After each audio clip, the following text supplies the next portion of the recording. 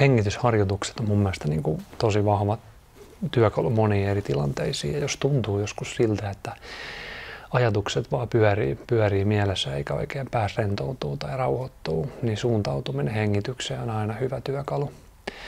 Ja semmoinen, mitä me itse käytän, on sellainen kuin kaksiosainen sisähengitys. Ja se menee näin, mä näytän ensin. Eli nenän kautta otetaan sisään ensin ikään kuin maha, sitten rinta ja sitten puhalletaan ulos. Se voi olla napakkakin veto, ensin mahaa, sitten rinta ja ulos.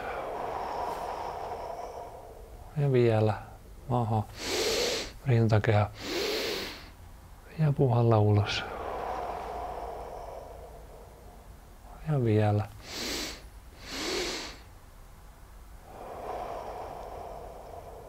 Ja vielä muutama.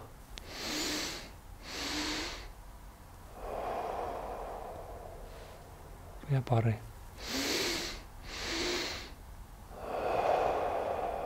Ja pari vielä tosi syvää.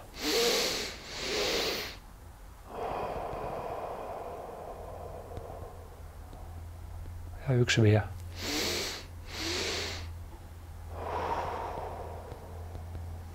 Ja tunnustele. Nyt voit avata silmät ja vähän tunnustella, miltä suolo tuntuu nyt verrattain siihen, miltä se tuntuu ennen kuin me tehtiin tätä.